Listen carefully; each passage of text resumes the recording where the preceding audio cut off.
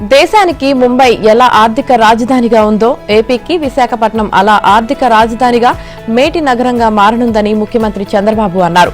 విశాఖను మారిటైమ్ గేట్వేగా అభివృద్ధి చేస్తామని చెప్పారు. నాలెడ్జ్ హబ్ గా పేరు తీసుకువస్తామన్నారు. విశాఖ సాగర తీరంలో నిర్వహించిన నేవీ విన్యాసాలకు ఆయన ముఖ్య అతిథిగా హాజరయ్యారు. విశాఖపట్నం ఎప్పుడు వస్తుంటానని, కానీ నేవీ ప్రదర్శన వీక్షించడం ఇదే మొదటిసారన్నారు. పాకిస్తాన్తో జరిగిన యుద్ధంలో ఆ దేశానికి చెందిన సబ్మైరన్ గాజీ విశాఖపట్నం నగరాన్ని నాశనం చేయడానికి వస్తున్నప్పుడు దాన్ని ఇక్కడి సమీపంలో తూర్పు నౌకాదళమే మట్టుబెట్టిందని గుర్తు చేశారు. హుదూద్ తుఫాన్ వచ్చినప్పుడు తాను 10 రోజులు ఇక్కడే ఉండి అన్ని సరిచేశానని, ఆ సమయంలో నేవీ అందించిన సహకారం మరవలేనిదని పేర్కొన్నారు. ఈ నెల 8న ప్రధాని విశాఖలో రైల్వే జోన్ కార్యాలయానికి శంకుస్థాపన చేస్తారని చెప్పారు. త్వరలో విశాఖకు మెట్రో రైలు కూడా వస్తుందన్నారు.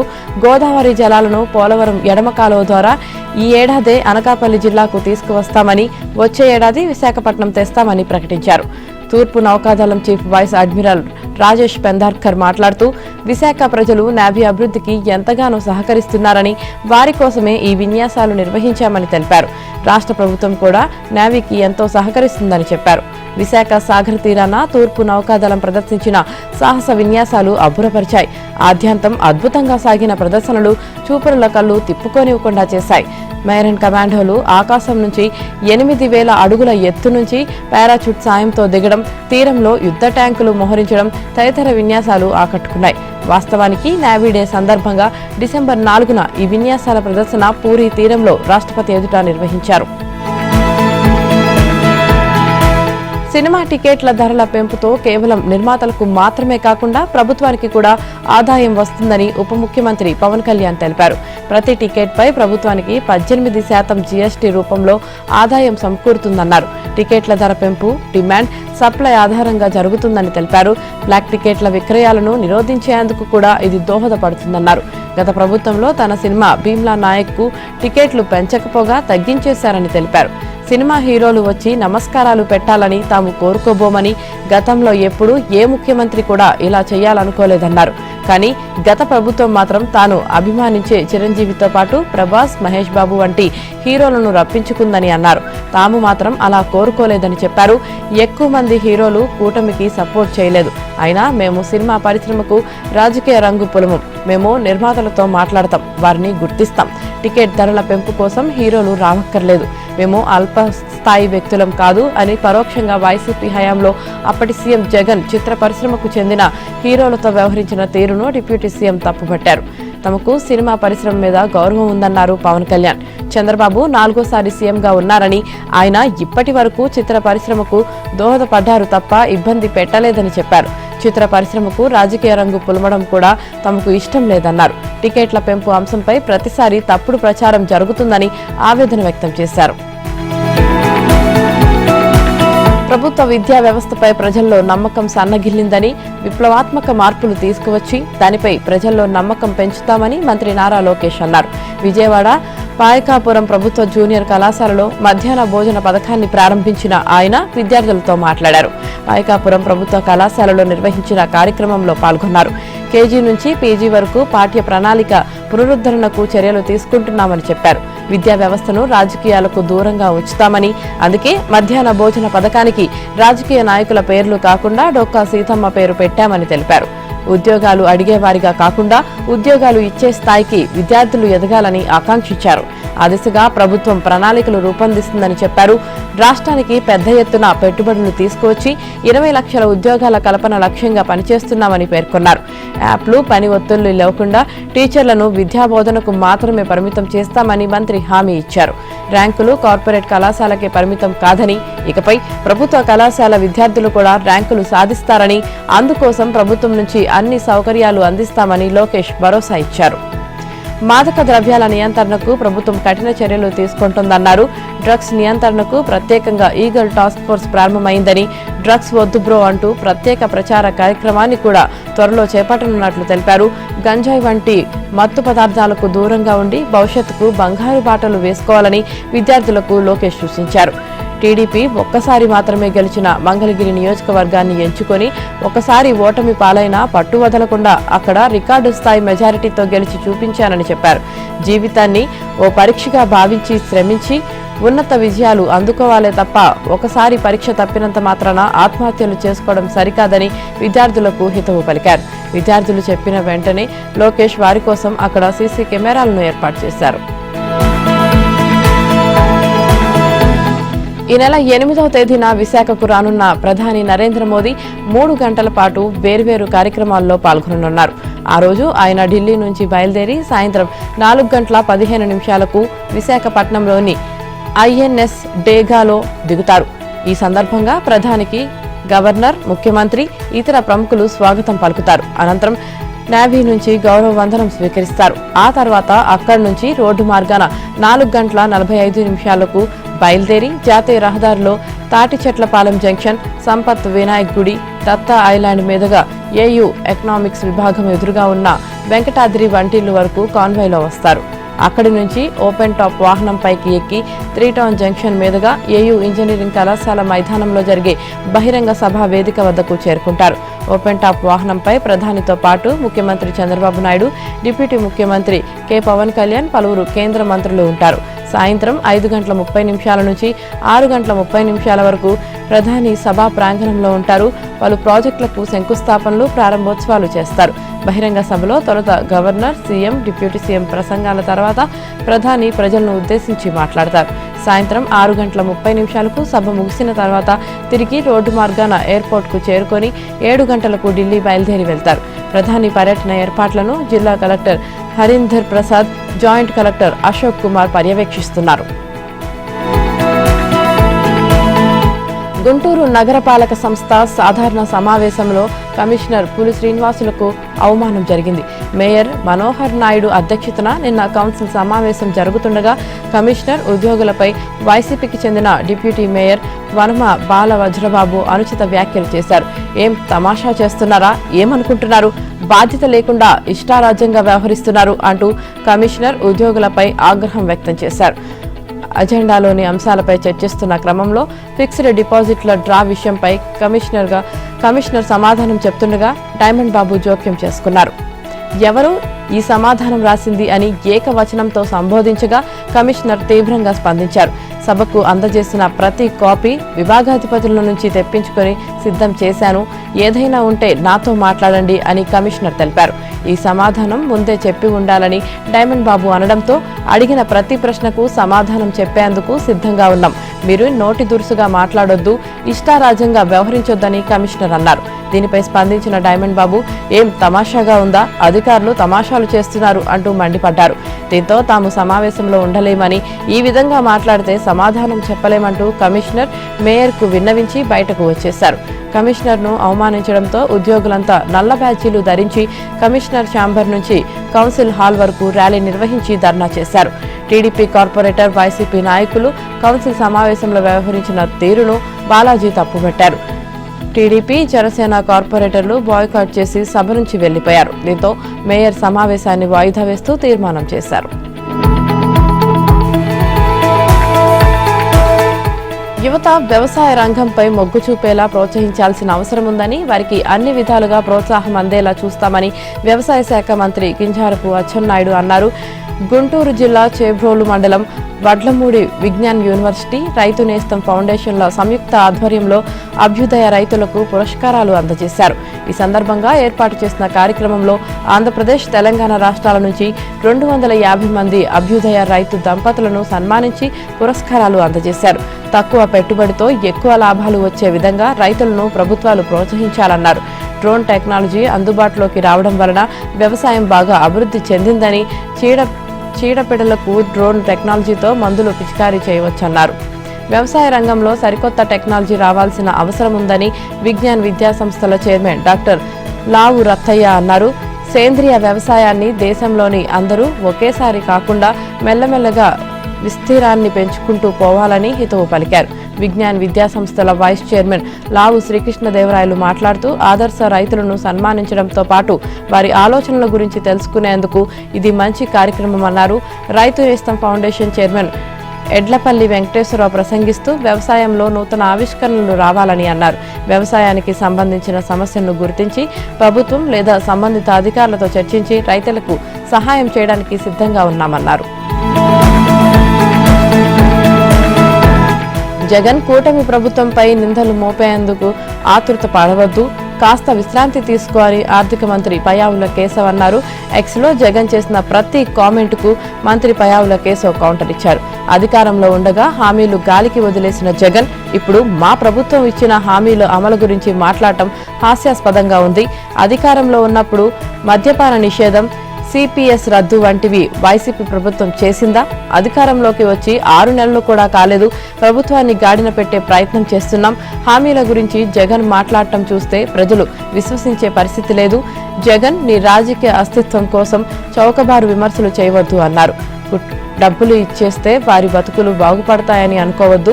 వారి అభ్యున్నతికి, అభివృద్ధికి ఏమి చేయాలో అవన్నీ చేస్తున్నాం. ప్రజలకేం చేయాలో మాకు స్పష్టత ఉంది. అంతే స్పష్టత ప్రజలకు ఉంది. కన్న తల్లికి దండం పెట్టలేని జగన్ తల్లికి వందనం గురించి మాట్లాడటం విడ్డూరంగా ఉంది అని కేశవ్ వ్యాఖ్యానించారు. రైతులకు రైతు భరోసా ఇవ్వలేదని చేసిన పోస్టుపై పయ్యావుల స్పందిస్తూ సుదీర్ఘ వివరణలతో కౌంటర్ అటాక్ ఇచ్చారు. పోలవరం నిర్వాసితులకు 2014-19లోనే 4,144 కోట్లను చెల్లించాం. కూటమి ప్రభుత్వం వచ్చిన 5 నెలల్లోనే పోలవరం కోసం చేసిన ఖర్చులో 5% జగన్ పోలవరం నిర్మాణానికి చేశారా? రాష్ట్రంలో రోడ్లను ఏనాడైనా వైసీపీ ప్రభుత్వం పట్టించుకుందా? గత ప్రభుత్వ హయాంలో బకాయిలు పెట్టిన వాటిని కూడా ఇప్పుడు చెల్లిస్తున్నాం. పార్టీలు చూడకుండా బిల్లులు చెల్లిస్తున్న ఘనత మాదే అన్నారు. అమరావతి నిర్మాణం కోసం 40,000 కోట్లకు పైగా వ్యయంతో నిర్మాణ పనులు మొదలవుతున్నాయి.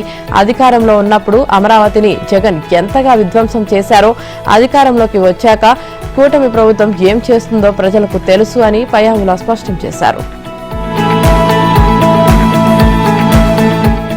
త్వరలో రాష్ట్ర వ్యాప్తంగా 5 నుండి 15 ఏళ్ల మధ్య వయసు గల పాఠశాల విద్యార్థులకు 90,000 కళ్లద్దాలను పంపిణీ చేసేందుకు చర్యలు తీసుకోవాలని వైద్య, ఆరోగ్య మరియు కుటుంబ సంక్షేమ శాఖ మంత్రి సత్యకుమార్ యాదవ్ ఆదేశించారు. నియోజకవర్గాల స్థాయిలో పంపిణీకి ఏర్పాట్లు చేయాలని, ఎమ్మెల్యేల ఆధ్వర్యంలో పంపిణీ కార్యక్రమాలను నిర్వహించాలని మంత్రి సూచించారు. అలాగే 45 ఏళ్లు పైబడిన గ్రామీణులందరికీ ఉచిత కంటి పరీక్షలు చేసేందుకు కార్యాచరణ రూపొందించాలని మంత్రి ఆదేశించారు. నేత్రదానాన్ని ప్రోత్సహించేలా ప్రజల్లో అవగాహన కల్పించాలని, జిల్లాలోని అన్ని చోట్ల కార్నియాల సేకరణకు చర్యలు తీసుకోవాలని మంత్రి సూచించారు. నేషనల్ హెల్త్ మిషన్ NHM కింద అమలవుతున్న పలు కార్యక్రమాలపై మంగళగిరి ఏపీఐఐసి టవర్స్లోని వైద్య ఆరోగ్య శాఖ కార్యాలయంలో మంత్రి సమీక్ష నిర్వహించారు. ఆరోగ్య కుటుంబ సంక్షేమ శాఖ కమిషనర్ మరియు national health mission MD Vakiti Karuna కార్యక్రమాలు అమలవుతున్న తీరును పవర్ పాయింట్ ప్రజెంటేషన్ ద్వారా మంత్రికి వివరించారు. జనాభా పెరుగుదలకు వైద్య ఆరోగ్య శాఖ తరపున ప్రజల్లో అవగాహన కల్పించాలన్నారు. కేంద్ర ప్రభుత్వం నుండి వచ్చే నేషనల్ హెల్త్ మిషన్ NHM నిధుల్ని సద్వినియోగం చేసుకోవాలన్నారు. NHM కార్యక్రమాన్ని క్షేత్రస్థాయిలో అమలయ్యేలా పటిష్టమైన చర్యల్ని తీసుకోవాలన్నారు. వైద్య ఆరోగ్య శాఖ పథకాలు, కార్యక్రమాల పట్ల ప్రజలకు అవగాహన కల్పించేందుకు ముద్రించే కరపత్రాలు, పోస్టర్లను కేవలం ఆసుపత్రుల గోడలకు పరిమితం కాకుండా క్షేత్రస్థాయిలోకి వెళ్లేందుకు చర్యలు తీసుకోవాలన్నారు. చిన్న వీడియోలు, రేడియో సింగిల్స్ వంటివి సోషల్ మీడియా, ఎలక్ట్రానిక్ మీడియాలో ప్రచారం చేయాలన్నారు. గిరిజన ప్రాంతాల్లో వైద్య సేవల పట్ల ప్రత్యేక శ్రద్ధ పెట్టాలన్నారు. నీటి సంబంధిత వ్యాధులు ప్రబలకుండా పటిష్టమైన చర్యల్ని తీసుకోవాలన్నారు. వైద్య ఆరోగ్య శాఖ విజయగాథల్ని మీడియాకు వివరించాలన్నారు. Sickle cell ఎనిమియాను నియంత్రించాలన్నారు. ప్రజలిచ్చిన తీర్పుతో జగన్మోహన్ రెడ్డికి మైండ్ బ్లాక్ అయింది. చిన్న మెదడు పనిచేయలేదని బీసీ సంక్షేమ చేనేత జౌళి శాఖ మంత్రి సవిత విమర్శించారు. లక్షల మంది తల్లులు, పిల్లలకు, రైతులకు అన్యాయం తలపెడుతున్నారని జగన్మోహన్ రెడ్డి సోషల్ మీడియా వేదికగా మాట్లాడటం సిగ్గుచేటని మండిపడ్డారు. వైసీపీ సక్రమంగా సంక్షేమ పథకాలు అందించకపోవడం వల్లనే 11 మంది ఎమ్మెల్యేలతో ప్రజలు సరిపెట్టారని, ఇచ్చిన మాట నిలబెట్టుకోవడం ముఖ్యమంత్రి చంద్రబాబుకు తెలుసన్నారు. ఈ విషయాన్ని పదే వాళ్లు గుర్తు చేయాల్సిన అవసరం లేదని, ఏదైనా సమస్య ఉంటే అసెంబ్లీకి వచ్చి చర్చించాలన్నారు. అప్పుడే రాష్ట్ర ప్రజలకు తెలుస్తుంది అని మంత్రి దుయ్యబట్టారు. మీరు హామీలిచ్చి అమలు చేయలేక హెలికాప్టర్లో తప్పుకొని తిరిగారని దుయ్యబట్టారు. సిపిఎస్ రద్దు చేస్తానని ముఖం చాటేశావన్నారు. సంపూర్ణ మద్య నిషేధమని చెప్పి చెవిలో పువ్వులు పెట్టావన్నారు. ఇప్పటికే ఇచ్చిన హామీలతో పాటు ఇవ్వని హామీలు కూడా ముఖ్యమంత్రి చంద్రబాబు నెరవేరుస్తున్నారని వెల్లడించారు. సూపర్ 6 పథకాలను ఒక్కొక్కటిగా అమలు చేస్తున్నామన్నారు. వైసీపీ రాష్ట్రాన్ని అప్పుల పాలు చేసిందని, గాడి తప్పిన రాష్ట్రాన్ని వ్యవస్థలను లైన్లో పెట్టడానికి ముఖ్యమంత్రి చంద్రబాబు, డిప్యూటీ సీఎం పవన్ కళ్యాణ్, మంత్రి నారా లోకేష్ రేయింబవళ్లు పనిచేస్తున్నారన్నారు. ఇప్పటికైనా వైసీపీ నాయకులు ఇలాంటి గాలి మాటలు మాట్లాడవద్దని హెచ్చరించారు. రైతు భరోసా పథకం కింద రైతులకు ఏటా ఎకరానికి 12,000 చొప్పున పెట్టుబడి సాయం అందజేస్తామని ముఖ్యమంత్రి రేవంత్ రెడ్డి ప్రకటించారు. వ్యవసాయ యోగ్యమైన భూములన్నిటికీ ఈ పథకాన్ని అమలు చేస్తామన్నారు. దీంతో పాటు భూమి లేని వ్యవసాయ కుటుంబాలకు ఏటా 12,000 చొప్పున ఆర్థిక సాయం చేస్తామని తెలిపారు. ఈ పథకానికి ఇందిరమ్మ ఆత్మీయ భరోసాగా నామకరణం చేసినట్లు పేర్కొన్నారు. ఇక రాష్ట్రంలో రేషన్ కార్డులు లేని వారందరికీ నూతన రేషన్ కార్డులు ఇస్తామని చెప్పారు. ఈ 3 పథకాలను ఈ నెల 26న గణతంత్ర దినోత్సవాన్ని పురస్కరించుకొని అమలు చేస్తామని ప్రకటించారు. నిన్న జరిగిన మంత్రివర్గ సమావేశంలో ఈ మేరకు నిర్ణయాలు తీసుకున్నట్లు వెల్లడించారు. సచివాలయంలోని కేబినెట్ హాల్లో సీఎం రేవంత్ రెడ్డి అధ్యక్షతన దాదాపు 3 గంటల పాటు మంత్రివర్గ సమావేశం జరిగింది. అనంతరం కేబినెట్ భేటీ వివరాలను మంత్రులతో కలిసి సీఎం రేవంత్ రెడ్డి మీడియాకు వివరించారు. తెలంగాణ రాష్ట్ర రైతాంగానికి ఈ నూతన సంవత్సరంలో మంచి జరగాలని, ఈ ప్రభుత్వం వారిని ఆదుకోవాలని, వ్యవసాయం దండగ కాదు పండగ అని మా ప్రభుత్వం చేపట్టిన కార్యక్రమాల్లో భాగంగా రైతు భరోసా ఒకటి. దీనిపై ఎవరికి వారే ఊహించుకొని రకరకాల సమాచారంతో రైతుల్లో గందరగోళం సృష్టిస్తున్నారు.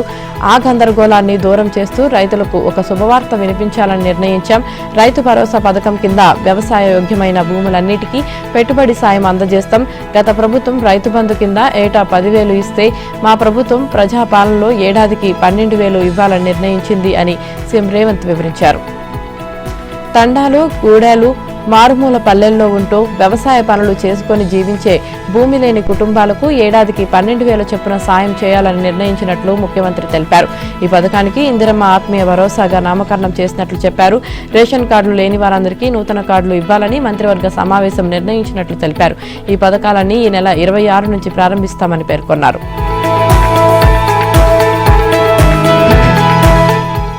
పంటల సాగుతో సంబంధం లేకుండా సాగుకు యోగ్యమైన భూములన్నిటికీ రైతు భరోసా ఇవ్వాలని రాష్ట్ర ప్రభుత్వం నిర్ణయించింది. పెట్టుబడి సాయం కోసం రైతుల నుంచి దరఖాస్తులు స్వీకరించారు.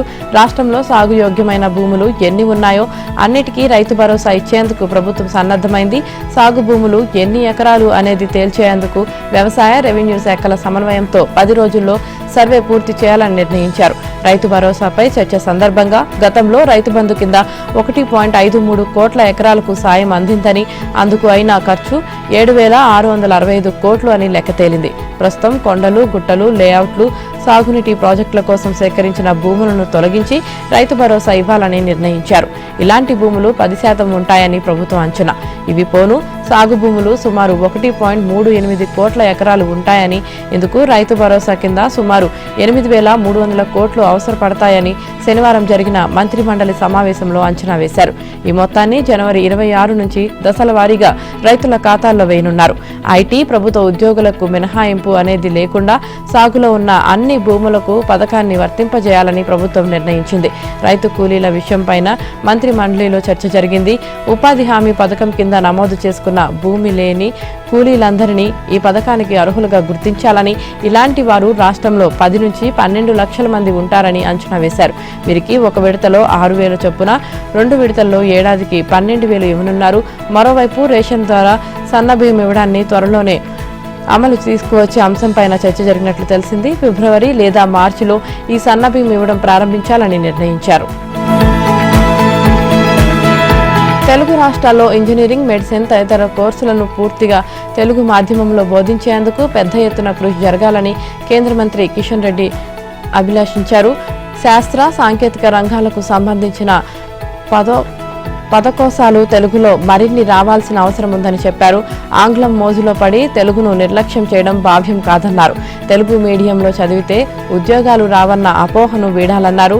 చైనా, జపాన్, దక్షిణ కొరియా తదితర దేశాల్లో ఆయా దేశాల మాతృభాషల్లోనే విద్య, పరిపాలన సంబంధిత వ్యవహారాలను కొనసాగిస్తూనే అభివృద్ధి చెందాయని గుర్తు చేశారు. ప్రపంచ తెలుగు సమైక్య మహాసభల సందర్భంగా హైటెక్స్లోని నోవోటెల్ హోటల్ వేదికగా సాగుతున్న 2వ రోజు సమావేశానికి ముఖ్య అతిథిగా హాజరైన కిషన్ రెడ్డి కీలకోపన్యాసం విద్యుత్ ఒప్పందాలు ప్లాంట్ నిర్మాణంలో తప్పిదాలపై విచారణ జరిపిన justice Madan B Lokur commission నివేదికను అడ్వకేట్ జనరల్ ఏజీకి పంపించి న్యాయ నిపుణుల సలహా మేరకు మాజీ సీఎం కేసీఆర్ పై చర్యలకు ఉపక్రమించాలని ప్రభుత్వం నిర్ణయించినట్లు తెలిసింది. ముఖ్యమంత్రి రేవంత్ రెడ్డి అధ్యక్షతన జరిగిన మంత్రివర్గ సమావేశంలో ఈ నివేదికపై చర్చించారు. అంతకుముందు జరిగిన మంత్రివర్గంలోనూ దీనిపై చర్చ జరగగా తాజాగా మరోమారు లోతుగా పరిశీలన జరిపారు. మంత్రివర్గ సమావేశం ప్రారంభం కాగానే మంత్రివర్గ సహచరుల ముందు సీఎం ఈ నివేదికను పెట్టారు. దీనిపై లోతుగా చర్చించిన ప్రభుత్వం న్యాయ నిపుణుల పరిశీలనకు పంపించి తదుపరి చర్యలకు ఉపక్రమించాలని నిర్ణయించింది.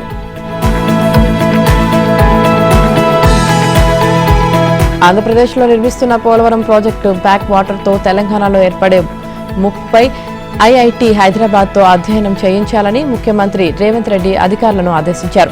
ఇందుకు సంబంధించి నెల రోజుల్లో సమగ్ర నివేదికను సిద్ధం చేయాలన్నారు. ఐఐటి హైదరాబాద్తో సమన్వయం కోసం ప్రత్యేక అధికారిని నియమించాలని నిర్దేశించారు. శనివారం నీటిపారుదల శాఖ మంత్రి ఉత్తమ్ కుమార్ రెడ్డి, ఆ శాఖ సలహాదారు ఆదిత్యనాథ్ దాస్, కార్యదర్శి రాహుల్ వోజా, ఈఎన్సీ జి అనిల్ కుమార్ తో ముఖ్యమంత్రి సమీక్ష సమావేశం నిర్వహించారు. పోలవరం బ్యాక్ వాటర్ తో 954 ఎకరాలు ముంపునకు గురవుతాయని, అంతేకాకుండా భద్రాచలం ఆలయంతో పాటు మనుగూరు హెవీ వాటర్ ప్లాంట్ పై ప్రభావం పడే అవకాశాలు ఉన్నాయని అధికారులు సీఎంకు వివరించారు. ఈ సందర్భంగా సీఎం మాట్లాడుతూ పోలవరం నిర్మాణంతో భద్రాచలం దేవాలయానికి ఏర్పడే ముప్పుపై సమగ్ర అధ్యయనం చేయించాలన్నారు. 1986లో గోదావరికి 27 లక్షల క్యూసెక్ల వరద వస్తే భద్రాచలం వద్ద 76.5 అడుగుల ఎత్తులో నది ప్రవహించిందని, అదే 2022లో ఆగస్టులో 24.50 లక్షల క్యూసెక్ల వరద రాగా 71 అడుగుల ఎత్తులో గోదావరి ప్రవహించిందని అధికారులు ముఖ్యమంత్రికి తెలిపారు. 2022లో వచ్చిన వరదతో ఏకంగా 106 గ్రామాలు ముంపునకు గురయ్యాయని, 16,000 ఇళ్లు నీట మునిగాయని వివరించారు. 1986లో వచ్చిన వరద కన్నా 2022 ఆగస్టు వరద తక్కువే ఉన్నప్పటికీ ముంపు తీవ్రత అధికంగా ఉందని గుర్తు చేశారు. దాంతో సమగ్ర అధ్యయనం కోసం ఐఐటి హైదరాబాద్తో సర్వే చేసి ఒక అభిప్రాయానికి రావాలని అధికారులను సీఎం ఆదేశించారు. ఈ సందర్భంగా ఆంధ్రప్రదేశ్ ప్రభుత్వం కొత్తగా ప్రతిపాదించిన గోదావరి బనకచెర్ల అనుసంధానాన్ని కూడా అధికారులు సీఎం దృష్టికి తీసుకువచ్చారు. 10-15 మంది ఎంపీలతో నితీష్ కుమార్, చంద్రబాబు కేంద్రంలో చక్రం తిప్పుతున్నారు. వారిలాగే మనకు ఒక రోజు వస్తుంది, తప్పకుండా కేంద్రంలో చక్రం తిప్పుతామని బీఆర్ఎస్ వర్కింగ్ ప్రెసిడెంట్ కేటీఆర్ వ్యాఖ్యానించారు. చిన్న చిన్న పొరపాట్ల వల్ల గత అసెంబ్లీ ఎన్నికల్లో స్వల్ప మెజార్టీతో ఓడిపోయామని గుర్తు చేశారు. పార్లమెంట్ ఎన్నికల్లో ఏ కారణంతోనో మంచి వాళ్లను ప్రజలు కాదనుకొని అటు బీజేపీకి ఇటు కాంగ్రెస్ కు 8 చొప్పున సీట్లు ఇచ్చారన్నారు. సంవత్సరం గడిచినా కేంద్రం నుంచి తెలంగాణకు వచ్చిన నిధులు గుండు సున్నా అని పేర్కొన్నారు. కాంగ్రెస్ సర్కార్ వచ్చి 400 రోజులు గడిచినా 6 గ్యారంటీలకు దిక్కు లేకుండా పోయిందని విమర్శించారు. సిరిసిల్ల బీఆర్ఎస్ జిల్లా కార్యాలయంలో శనివారం ముఖ్య నాయకులు, కార్యకర్తలతో నిర్వహించిన సమావేశంలో ఆయన మాట్లాడారు. భరోసా పేరుతో రైతులకు ఎకరాకు 12,000 ఇస్తామని ముఖ్యమంత్రి రేవంత్ రెడ్డి ప్రకటించడం అన్నదాతలను దగా చేయడమేనని కేంద్ర హోంశాఖ సహాయ మంత్రి బండి సంజయ్ విమర్శించారు. దొంగ హామీలు ఇచ్చి అధికారంలోకి రావడం, ఆ తర్వాత ప్రజలను దారుణంగా మోసం చేయడం కాంగ్రెస్ డిఎన్ఏలోనే ఉందన్నారు. కాంగ్రెస్ పార్టీ అభయహస్తం పేరుతో ప్రకటించిన మేనిఫెస్టోలో ప్రతి రైతుకు, కౌలు రైతుకు ఎకరానికి 15,000, వ్యవసాయ కూలీలకు ఏడాదికి 12,000 చొప్పున ఇస్తామని హామీ ఇచ్చారని ఆయన గుర్తు చేశారు.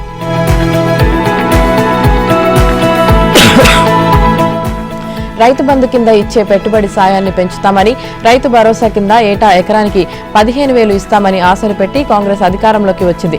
ఇప్పుడేమో ఎకరానికి 12,000 ఇస్తామంటూ రైతులను దగా చేస్తుంది ఆ బీఆర్ఎస్ ఎమ్మెల్యే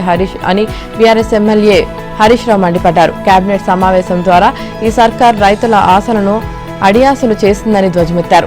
రైతు భరోసాను రైతు గుండెకోతగా మార్చారని విమర్శించారు.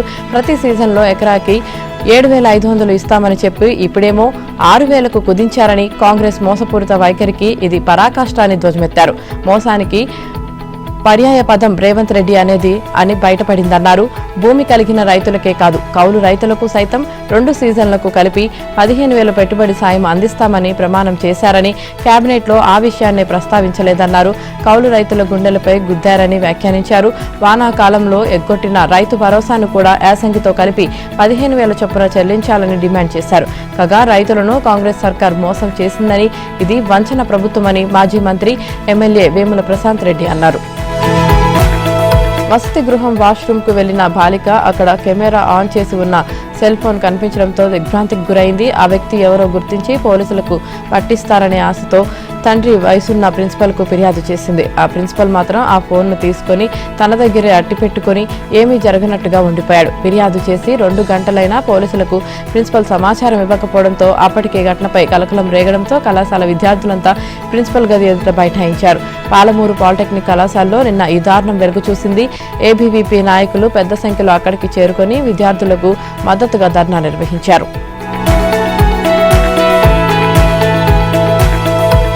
రోడ్డు ప్రమాదాల్లో ప్రతిరోజు రాష్ట్ర వ్యాప్తంగా 20 మంది ప్రాణాలు కోల్పోతున్నారని మంత్రి పొన్నం ప్రభాకర్ ఆవేదన వ్యక్తం చేశారు. నిర్లక్ష్యం, అతివేగం, మద్యం సేవించి వాహనాలు నడపడం, సెల్ ఫోన్ మాట్లాడుతూ డ్రైవింగ్, హెల్మెట్, సీట్ బెల్ట్ ధరించకపోవడం వంటి కారణాల వల్లే ఎక్కువ ప్రమాదాలు జరుగుతున్నాయన్నారు. రోడ్డు ప్రమాదాల్లో మృతి చెందుతున్న వారిలో యువత ఎక్కువ ఉండటం ఆందోళన కలిగించే అంశమని అన్నారు. రోడ్డు భద్రతా విభాగంతో పాటు పోలీస్, ఇతర ప్రభుత్వ శాఖలు సమన్వయంతో పనిచేసినప్పుడే ఈ పరిస్థితిలో మార్పు వస్తుందన్నారు. హెచ్ఎంపీవీ హ్యూమన్ మెటానియో అనే వైరస్ కరోనా మాదిరిగానే చైనాలో విజృంభిస్తుందన్న వార్తల నేపథ్యంలో రాష్ట్ర ప్రభుత్వం అప్రమత్తమైంది. తెలంగాణలో ఇప్పటి వరకు హెచ్ఎంపీవీ కేసు ఒక్కటి కూడా నమోదు కాలేదని, ప్రజలు భయపడాల్సిన అవసరం లేదని స్పష్టం చేసింది. ఇందుకు సంబంధించి నిన్న ఒక ప్రకటన జారీ చేసిన వైద్య ఆరోగ్య శాఖ శ్వాసకోశ సంబంధిత అనారోగ్య సమస్యల వ్యాప్తి నేపథ్యంలో ప్రజలకు పలు సూచనలు చేసింది. ఫ్లూ లక్షణాలతో బాధపడుతున్న వారు తక్షణమే మాస్కులు ధరించాలని కోరింది. జలుబు, దగ్గు వంటి సమస్యలతో ఇబ్బంది పడుతున్న వారు రద్దీ ఎక్కువగా ఉన్న ప్రాంతాలకు దూరంగా ఉండాలని సూచించింది. అస్వస్థతకు గురైన వారు ఇంటికి పరిమితమవ్వాలని కోరింది. అలాగే షేక్ హ్యాండ్స్ వద్దని, అనారోగ్యంతో ఉన్న వారికి దూరంగా ఉండాలని ప్రజలకు సూచించింది. 12 ఏళ్లకోసారి జరిగే అతిపెద్ద ఆధ్యాత్మిక ఉత్సవం మహా కుంభమేళాను అంగరంగ వైభవంగా నిర్వహించేందుకు ఏర్పాట్లు తుదిదశకు చేరుకున్నాయి. జనవరి 13 నుంచి ఫిబ్రవరి 26వ తేదీన మహాశివరాత్రి వరకు 42 రోజుల పాటు గంగా, యమున, సరస్వతి నదుల త్రివేణి సంగమ క్షేత్రం ప్రయాగ్రాజ్లో మహా కుంభమేళ జరగనుంది. కులం పేరుతో సమాజంలో విద్వేషం సృష్టించాలని కొందరు చూస్తున్నారని, ఆ కుట్రలను ప్రజలు తిప్పికొట్టాలని ప్రధానమంత్రి నరేంద్ర మోదీ అన్నారు. గ్రామీణ్ భారత్ మహోత్సవ్ కార్యక్రమంలో మాట్లాడుతూ విపక్షాలపై పరోక్షంగా ధ్వజమెత్తారు. కులం పేరుతో భారతీయ సమాజాన్ని బలహీనపరచాలని కొంతమంది ప్రయత్నిస్తున్నారని ఆరోపించారు. దేశవ్యాప్తంగా కులగణన చేపట్టాలని విపక్ష నేతలు రాహుల్ గాంధీ, అఖిలేష్ యాదవ్ తదితరులు గత కొంతకాలంగా డిమాండ్ చేస్తున్న నేపథ్యంలో మోదీ ఈ వ్యాఖ్యలు చేశారు. గ్రామాల్లో ప్రజలు ప్రేమతో కలిసి ఉంటారు. వారి మధ్య కులం పేరుతో విషం వెదజల్లడానికి కొంతమంది చూస్తున్నారు. ఈ కుట్రలను మనం ఛేదించాలి. మన గ్రామీణ ఉమ్మడి సంస్కృతిని, వారసత్వాన్ని కాపాడుకోవాలి అని మోదీ పేర్కొన్నారు. గత ప్రభుత్వాలు ఎస్సీ, ఎస్టీ, ఓబీసీలు అత్యధికంగా ఉన్న గ్రామీణ భారతాన్ని విస్మరించాయని విమర్శించారు. తమ ప్రభుత్వం వచ్చిన తర్వాతే గ్రామీణ ఆర్థిక వ్యవస్థ బలోపేతమైందని చెప్పారు. సిడ్నీ టెస్టులో భారత్ చతికిల పడింది. 2వ ఇన్నింగ్స్ లో భారత్ 157 పరుగులకే ఆలౌట్ అయింది. పంత్ 61 పరుగులు తీయగా జస్వాల్ 22 రన్స్ చేశారు. ఇక రాహుల్, జడేజాలు చెరో 13 పరుగులు చేశారు. ఆస్ట్రేలియా బౌలర్ రెచ్చిపోయారు.